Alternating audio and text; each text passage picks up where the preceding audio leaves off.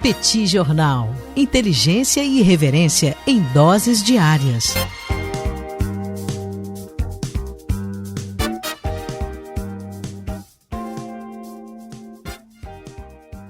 Olá, gente. Bem-vindos, bem-vindas ao Petit Jornal. Esse é o bate-papo número 1126.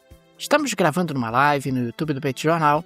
São exatamente 17 horas e 26 minutos da terça-feira, 11 de agosto de 2026. Cá está a dupla de costume, a dupla que você conhece de cor. Tanguy, o Bagdadi animado, contente, preparado, revigorado, resiliente, retumbante, descansado e tarifado. Muito tarifado. Afogado em tarifas está o professor Bagdadi. Aliás, agradeço as múltiplas manifestações de solidariedade ao vício do professor Bagdadi em brigadeiro de colher na madrugada, mas é um brigadeiro de colher gelado, aquele que está no fundo da geladeira. Esse é o que efetivamente viciou o professor Bagdadi. Mas, por outro lado, também temos recebido ofertas, pessoas que querem doar brigadeiro de colher para alimentar o vício do professor Bagdadi. Não façam isso, gente. Não façam isso. É um vício que precisa ser de alguma forma combatido, mas é uma maneira que ele tem aí de enfrentar esse período de adversidade com as múltiplas tarifas. Temos também Daniel Souza, que é esse que vos fala. Ao longo dos próximos minutos, vamos repercutir os principais acontecimentos internacionais das últimas horas. Como vai, professor Bagdadi? Tudo bem? Vamos a isso? Tudo bem, Daniel Souza com S. Vamos lá para esse bate-papo 1126. Seja muito bem-vindo. Você, Daniel Souza, sinta-se em casa. O pessoal que nos acompanha também, sejam muito bem-vindos para mais um episódio para a gente falar sobre temas de política internacional, de economia, que aconteceram ao longo das últimas horas. E, Daniel, eu quero começar o nosso episódio falando sobre a Síria. Um tribunal da Síria condenou, no dia de hoje, nessa terça-feira, o ex-presidente, Bashar al-Assad, à morte. Ele foi condenado à revelia, A gente sabe que ele não está na Síria desde o final de 2024, mas ele foi condenado mesmo assim por crimes de guerra e crimes contra a humanidade, cometidos, durante o período da Guerra Civil. Ele governou, só para a gente lembrar, Daniel, ele governou a Síria de 2000 até 2024, no finalzinho de 2024, ele fugiu para a Rússia, o governo acabou sendo derrubado, e o atual governo, o atual regime, assumiu no lugar dele. Ele, de uma certa maneira, herdou o governo do seu pai, o Hafez al-Assad era presidente desde o início da década de 1970, e ele está desde então, portanto, na Rússia, enfim, vive em Moscou, ou nas proximidades de Moscou, e essa, Daniel, é a primeira condenação emitida pelas atuais autoridades, contra o ex-ditador. A corte, Daniel, que declarou, a pena de morte, que definiu a pena de morte para Bashar al-Assad, também impôs a mesma pena, também pena de morte, a Atif Najib, que é ex-chefe de segurança política da província de Daraa. E ele também é primo de Bashar al-Assad. Daraa, Daniel, talvez o pessoal lembre, que a gente teve, foi o berço do Levante de 2011, então a Guerra Civil, ela começa quando essa província de Daraa se levanta contra o Bashar al-Assad, e foi lá que a gente teve uma quantidade muito grande de assassinatos políticos, tortura. Foi onde você teve aqueles meninos de 15 anos que foram presos e torturados, mandaram parte do corpo para os pais. Uma coisa absolutamente bárbara. E, portanto, o Atif Najib foi condenado à morte também por esse crime. Mais uma vez, ele é primo de Bashar al-Assad. Uma das coisas que talvez tenha ajudado nessa pena, enfim, que essa decisão tenha sido tomada, foi o fato de que houve uma investigação recente por parte do New York Times que rastreou 55 ex-líderes do regime do Bashar al-Assad. Então, além do Bashar al-Assad, outras 54 pessoas. E foi muito chocante na Síria, Daniel, você ver como é que essas pessoas estão vivendo. Elas estão vivendo de forma absolutamente luxuosa na Rússia e nos Emirados Árabes Unidos. Muitos deles utilizando nomes falsos e passaportes comprados. Então a gente tem, assim, chocou muitas pessoas na Síria, como essas pessoas estão vendo de forma confortável. Às vezes a gente tem uma certa imagem, Daniel, de que eles viviam de forma nababesca na Síria, durante o período de guerra e tal, que já era uma coisa meio chocante, mas que quando eles saíram da Síria, eventualmente estavam vivendo ali escondidos, com medo, preocupados, e o cenário que foi revelado, Daniel, foi completamente contrário. Então você tem, de fato, uma vida muito opulenta. Inclusive, o New York Times revelou imagens, né, da festa de aniversário para as sobrinhas de Bashar al-Assad em uma vila em Moscou e em um iate em Dubai.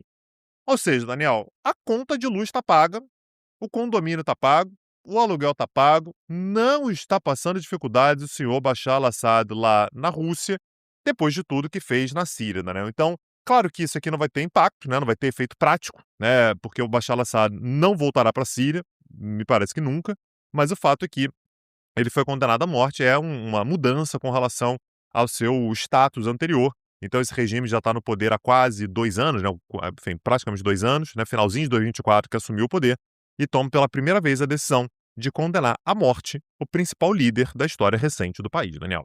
E é um movimento bastante comum, né, Tanguy? Você tenta ali apagar a ditadura anterior, as marcas da ditadura anterior, criminalizá-la e, consequentemente, abrir espaço para uma nova página, para um novo caminho. Obviamente, a ditadura do Bashar al-Assad não tem como ser defendida em absoluto. A gente está falando de um regime que matou muita gente, torturou muita gente, usou gás venenoso contra a população civil, implementou massacres nas mais diferentes situações, mas a gente observa que agora existe um movimento ali de tentativa de um novo regime, de um novo tempo, de uma nova liderança na Síria. Avançando para a próxima pauta, Tanguy, eu quero registrar que uma empresa chinesa de containers inaugurou nessa semana o primeiro serviço regular de transporte pelo Mar do Norte, ligando a Ásia à Europa pelo Ártico. À medida que recua o gelo naquela região, por conta das mudanças climáticas, esse tipo de transporte fica viabilizado. A rota corta em até 10 dias o tempo de navegação entre China e o norte da Europa em relação ao caminho pelo Canal de Suez. E as empresas europeias estão crescentemente interessadas, especialmente depois dos ataques Houthis no Mar Vermelho. E, claro, a gente tem que lembrar também da passagem pelo Estreito de Malaca, que é sempre um elemento que traz aí muita inquietação e preocupação. Aliás, teremos no Petit Cursos, no dia de hoje, uma aula justamente sobre o Estreito de Malaca e também o Mar do Sul da China. E, na prática, o que a gente está observando é uma China que está buscando alternativas logísticas justamente para tentar diminuir a sua dependência em relação a determinadas regiões, em relação a determinadas passagens. Não tem muito tempo, a China acabou tendo ali uma empresa de Hong Kong expulsa dos 2 portos que controlam as 2 pontas do Canal do Panamá, o que acabou sendo também um revés importante. A China está longe de ser um país tranquilo do ponto de vista logístico no que tange à distribuição das suas mercadorias e também compras de insumos e de petróleo tão necessários para o abastecimento da economia chinesa. Diante das mudanças climáticas, inaugura-se aqui uma rota semanal. Semanalmente, então, teremos aí embarcações cruzando da China em direção à Europa do Norte e da Europa do Norte em direção à China, como forma justamente de ter um transporte mais veloz e um transporte realmente que traz aí mais alternativas para os chineses e para os seus parceiros comerciais. Aliás, teve uma outra aula no Petit Curso que a gente falou sobre os estreitos, né, Tanguy? Uma aula conduzida por você, e isso se mostrava justamente naquela ocasião, essas alternativas que acabam surgindo diante do aquecimento global e do desgelo que a gente observa, particularmente no norte, no Ártico, uma vez que, ao contrário do que acontece na Antártida, no Ártico não temos terra, temos apenas o gelo que está presente naquela região de forma permanente, a água congelada, mas sem um continente por baixo. Consequentemente, na medida em que você tem ali o degelo por conta do aquecimento climático, você passa a ter novas alternativas de navegação. Isso não acontece apenas por cima da Rússia, pode acontecer também por cima do Canadá, passando ali perto da Groenlândia. Novas alternativas acabam sendo criadas e, do ponto de vista logístico, pode fazer muito sentido, até porque pelo Ártico ou pelo sul do planeta, eventualmente você consegue ter rotas até um pouco mais curtas, porque a distância é menor. E a gente também tem uma aula, que essa está lá no YouTube do Petit Jornal, não apenas a aula sobre os estreitos, né, que foi a última que a gente ofereceu, foi na semana passada, E a gente também tem uma aula sobre a Groenlândia. Então, se você quer saber um pouco mais sobre por que Donald Trump começou a dar tanta importância para a Groenlândia, já esqueceu de novo, né, Daniel? Aliás, como a gente disse que ia acontecer, né? Falou, esqueceu, voltou a falar sobre Groenlândia, esqueceu de novo. Mas nessa aula a gente fala bastante sobre o Ártico, né? A importância do Ártico, inclusive sobre essas novas rotas, né? Ou a facilitação das rotas pelo Ártico. Então tá aí a China agora com uma rota permanente, né? Perene, passando ali pela região, o que de fato alivia muito, né, a pressão sobre outras rotas que têm sido cada vez mais conturbadas por aí. Daniel, você que é um cara da economia, você que é um cara da grana, eu queria que você tentasse imaginar comigo o que dá para fazer com R$ 10,50. Ah, Tagui, Não consegue imaginar nada? Pô, difícil, né, cara? difícil. Acho que até um cafezinho tá começando a ficar complicado, hein? Para você Quase comprar nada, com né? R$ 10, rapaz. Daniel Souza, a NordVPN, tem planos para você proteger até 10 dispositivos. 10 dispositivos, Tagui? É muita coisa. 10 dispositivos, até 10 dispositivos. Você tem planos começando em R$ 10,51 por mês. A gente está falando, Daniel, sobre a possibilidade que você tem de proteger seus dispositivos para garantir a sua privacidade, para garantir a proteção dos seus dados, para garantir que as suas senhas estejam protegidas, para garantir que os seus arquivos que você queira deixar na nuvem estejam protegidos também, para que você possa acessar a internet por servidores em outros países, o que pode oferecer vantagens para acessar streaming, para reservar passagem aérea, para reservar hotel, tudo, Daniel, por planos que começam nessa bagatela, Daniel, R$ 10,50, é daí para cima, mas os preços não são elevados. A gente está falando sobre ouvintes do Petit Jornal que ganham até 4 meses adicionais, caso você faça o plano de 2 anos. É para você garantir a proteção por mais 28 meses, né, Daniel? Você faz 24 meses, ganha 4 meses adicionais e você tem 30 dias para se arrepender. Faz lá o plano, pô, se não gostou, em 30 dias você recebe seu dinheiro todo de volta. Eu duvido, viu? Utilizo bastante a NordVPN, vale a pena demais. O link está na descrição desse episódio. Gente, é fundamental que você tenha um VPN de segurança para proteger os seus dados, para ter alternativas na navegação. E fica aqui a nossa recomendação da NordVPN. Teng e eu somos usuários da NordVPN e recomendamos demais. Condições especialíssimas para os amigos e amigas do Petit Jornal. Link no descritivo desse episódio. Clique e conheça. Você tem inclusive ali a oportunidade de desistir, o que me parece altamente improvável, mas é uma maneira realmente de experimentar os serviços da NordVPN. Você estava falando agora há pouquinho, Daniel, sobre a China inaugurando essa rota regular, né, pelo Ártico. E um dos elementos que você trouxe é exatamente a preocupação de navegação por outras áreas, né? Enfim, uma navegação muito tradicional é exatamente você passar pelo Estreito de Bab el-Mandeb, subir ali o Mar Vermelho e passar pelo Canal de Suez para chegar até o Mediterrâneo. Essa é uma rota muito utilizada, mas começou a se tornar muito insegura e a gente não vê uma perspectiva de melhora. Pelo contrário, Daniel, a gente teve no dia de hoje 4 tripulantes mortos, hoje, nessa terça-feira, num ataque atribuído aos Houthis contra um pequeno navio de carga, o Tihamah, de propriedade egípcia, exatamente no Estreito de Bab el-Mandeb. Daniel, foi o primeiro ataque que teve mortes nessa fase da guerra, né? Desde que os Houthis disseram, olha, a gente pode fechar, presta atenção, o Estreito de Bab el-Mandeb não é uma rota segura, enquanto não houver uma solução lá para o Estreito de Hormuz. O próprio Irã falou que isso aconteceria também.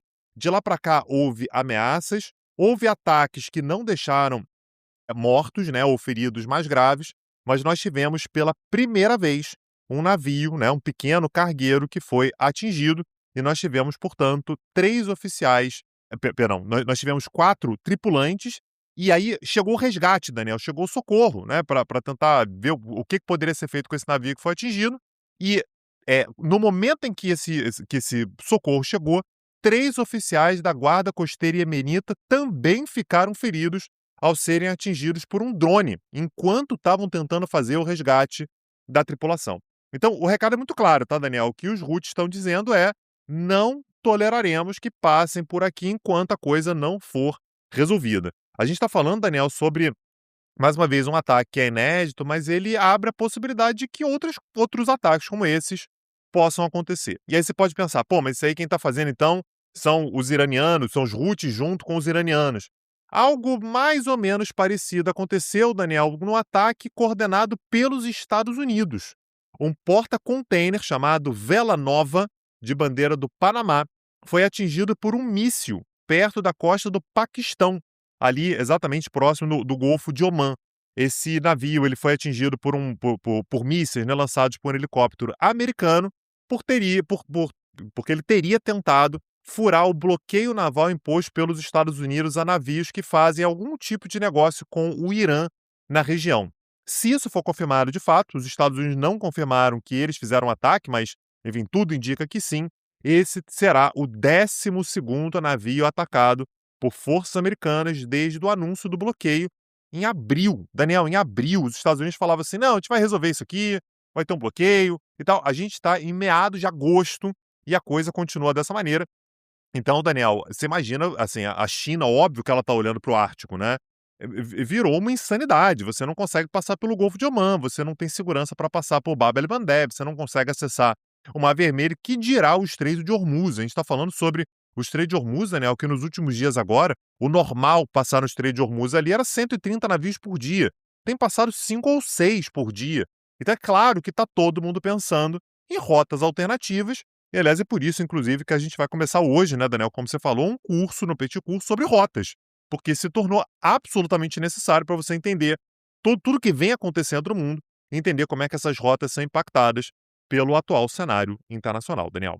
Tanguy, o Reino Unido está enfrentando um problema curioso, que é o agentic floating, a inundação de burocracia por agentes de inteligência artificial que, em segundos, redigem recursos, pedem informações e contestam decisões com qualidade de advogados de primeira linha. Na Grã-Bretanha, o backlog em tribunais trabalhistas cresceu 55% em um ano, em grande parte por recursos gerados por inteligência artificial. Pedidos de liminares de emergência aumentaram 100 vezes.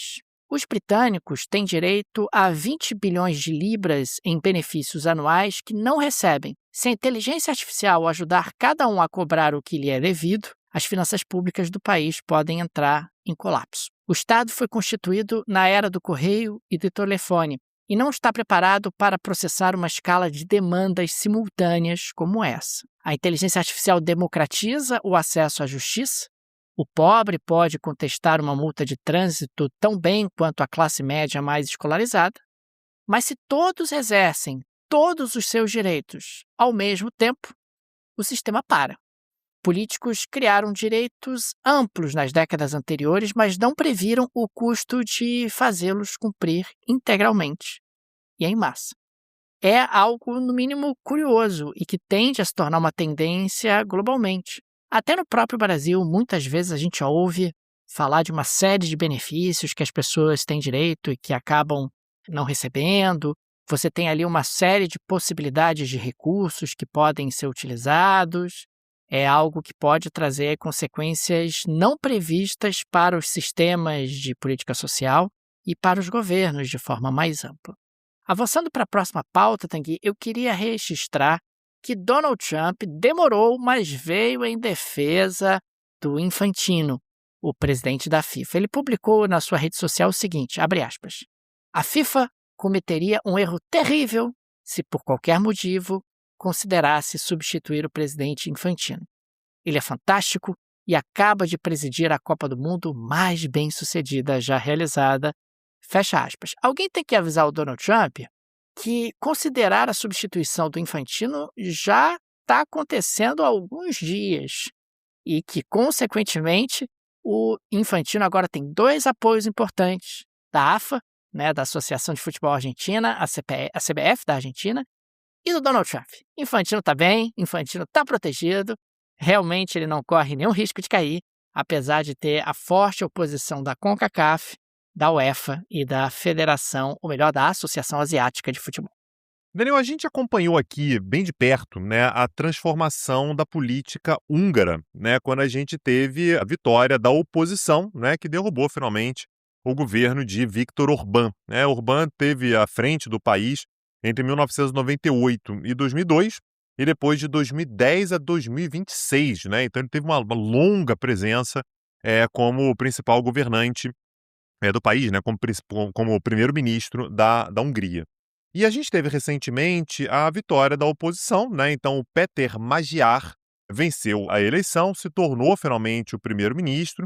Uma coisa que a gente vem ressaltando aqui constantemente é Péter Magyar está longe de ser um cara de esquerda, um cara que tá no absoluto revés do Viktor Orbán. Pelo contrário, né? O Péter Magyar, ele foi sim para a oposição do Viktor Orbán, mas durante muito tempo era inclusive do mesmo partido, né?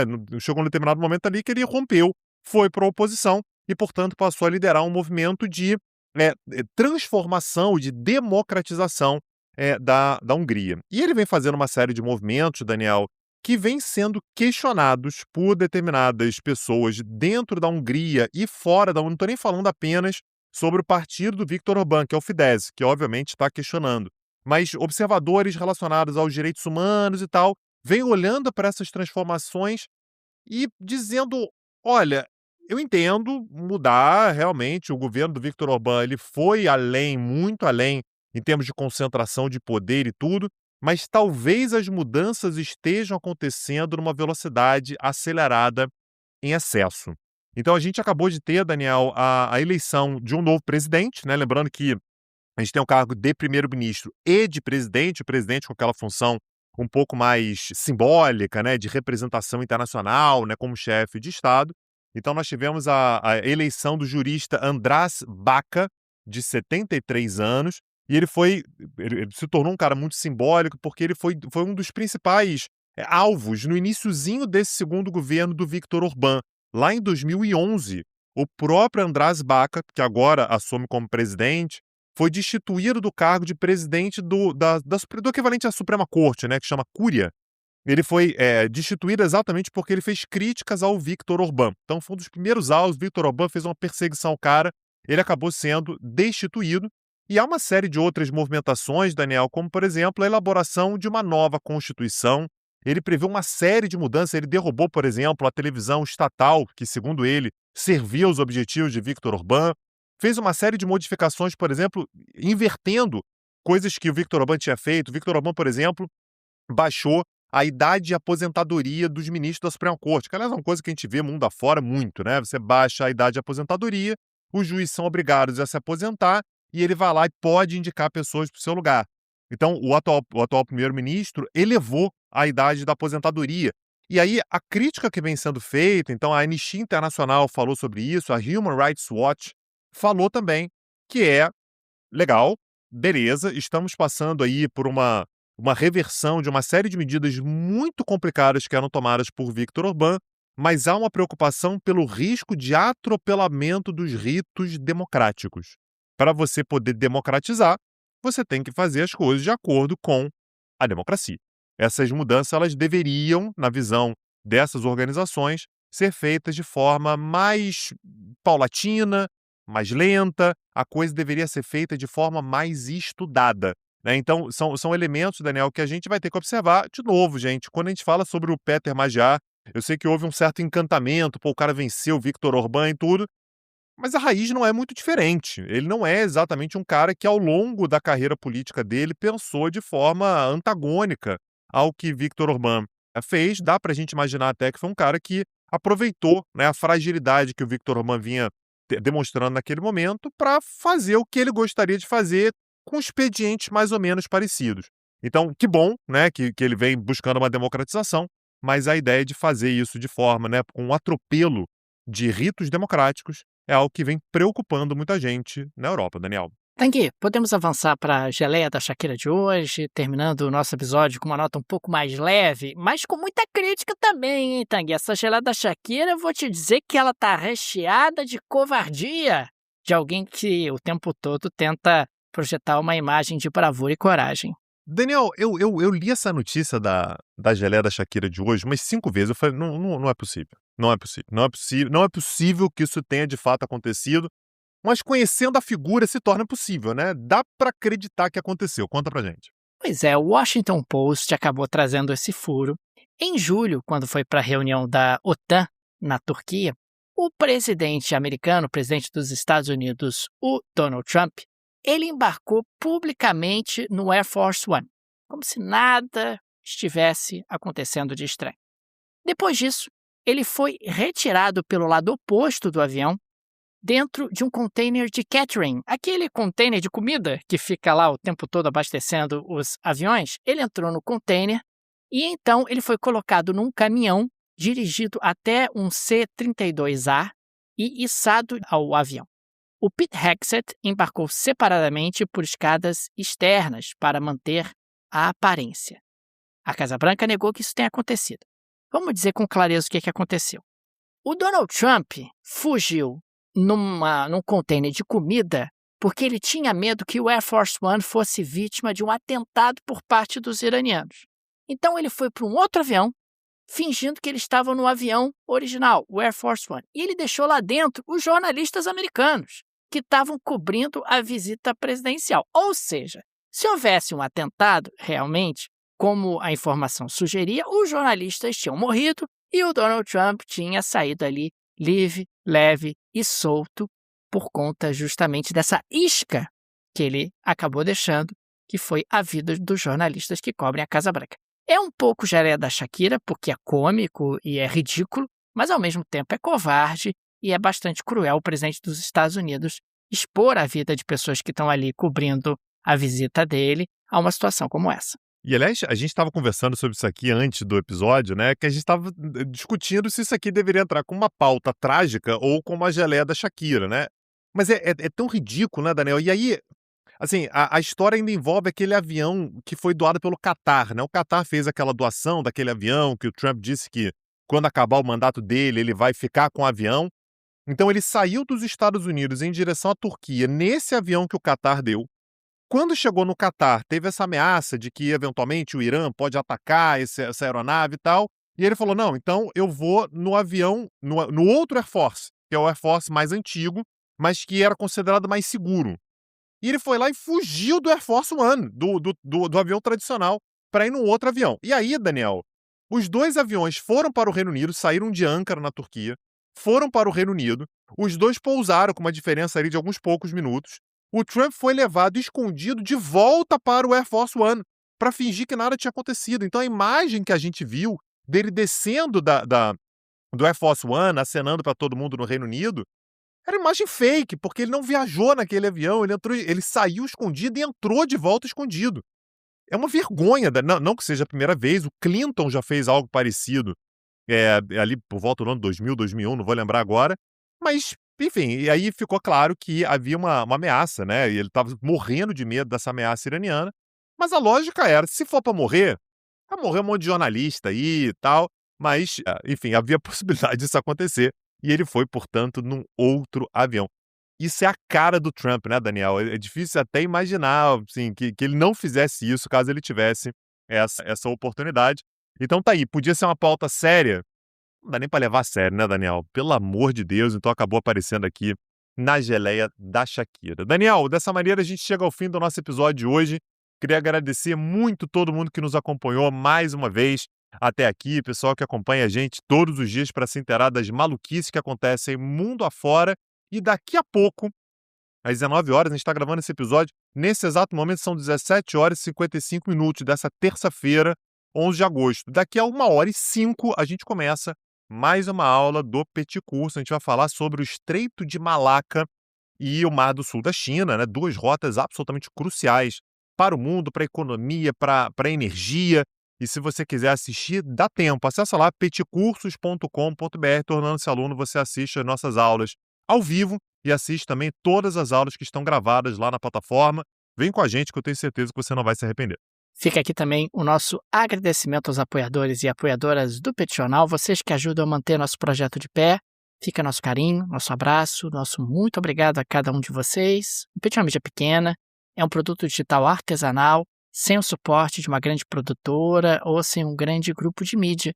E por isso, a ajuda, o apoio de nossos apoiadores é de fundamental importância e por isso sempre registramos aqui o nosso agradecimento a cada um de vocês. Fica também o convite, se você gosta do nosso projeto, se ele faz diferença na sua rotina, considere nos apoiar. No descritivo desse episódio tem várias alternativas. Tem a chave Pix, que é uma forma prática e instantânea do Petit Jornal. Você pode, inclusive, ativar o Pix recorrente. Tem também o link do Apoia-se, que é uma forma prática para quem gosta de operar com cartão de crédito. Tem o Patreon, que é muito bom para quem vive no exterior. Tenho certeza que uma dessas alternativas será confortável para você. É isso, Daniel Souza. Amanhã estamos de volta. Um abraço, até a próxima. Valeu. Tchau, tchau. Petit Jornal. Inteligência e irreverência em doses diárias.